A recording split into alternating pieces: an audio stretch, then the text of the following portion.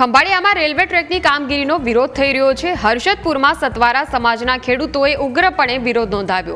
ખેડૂતોએ હનુમાન ચાલીસાના પાઠ કરી વિરોધ નોંધાવ્યો। છેલ્લા 45 વર્ષથી જમીનમાં ખેતી કરતા હોવાનો ખેડૂતોનો દાવો છે। અનેક વખત રજૂઆતો કરવા છતાં કોઈ જ પગલાં લેવાયા નથી તેવો ખેડૂતો આક્ષેપ કરી રહ્યા છે।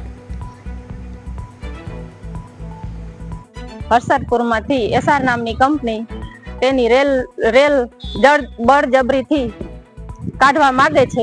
તેથી આજે અમે 20 દિવસ થયા ઉપવાસ માટે બેઠ્યા છીએ। તેથી કોઈ રાજ્ય કે કોઈ કલેક્ટર કે જિલ્લાએ અમારી રાવ સાંભળી નથી। તેથી અમે હનુમાન ચાલીસાના પાઠ આજે રાખ્યા છે।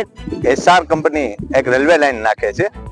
આ રેલવે લાઈન એ તદ્દન ખોટી રીતે પડતી હોય એવી રીતના ક્યાં પણ આ રેલવે લાઈનનો નકશાનો નથી ડીએલઆરઆઈ પાસે અસ્તિત્વ, નથી રેલવે પાસે કે નથી સરકાર પાસે। પણ એસઆર ઓફિશિયલ છે એ બળજબરીથી એવી રીતના પોતાના રીતે જે મન ફાવે એમ પોતાના સર્વેયરથી જે નકશા બનાવી અને એવી રીતના નકશા બનાવ્યા છે કે એક સતવારા સમાજના ખેડૂતનો પોતાની ખેતીમાં ઉભેલું મકાન એ ખોટા નકશાથી પાડી અને ખેડૂતને નુકસાન કર્યું છે અને આવનારા સમયમાં લગભગ 200 જેટલા ખેડૂતોને આ એસઆર કંપની એ ખેડૂતોને નુકસાન કરવાની છે। એમાં જિલ્લા વહીવટી તંત્રનો સંપૂર્ણ સાથ હોય, રાજ્ય સરકારનો સંપૂર્ણ સાથ હોય એવું સતવારા સમાજ જ્યારે અનુભવી રહ્યા હોય ત્યારે આજે સતવારા સમાજના આ ઉપવાસી છાવણીમાં ભગવાન હનુમાનની ચાલીસા કરી અને અમને બળ મળે અને આ લોકોને ભગવાન હનુમાન સદબુદ્ધિ આપે અને ક્યાંક જિલ્લા વહીવટી તંત્રને પણ ભગવાન હનુમાન સદબુદ્ધિ આપે।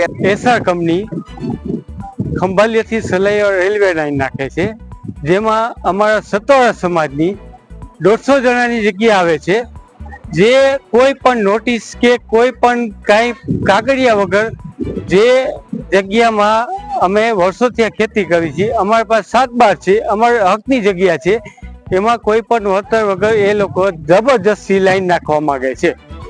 આમાં સાથે વહીવટતંત્ર પણ સામેલ છે, જે ફૂલ રેલવે લાઈનને ટેકો આપે છે।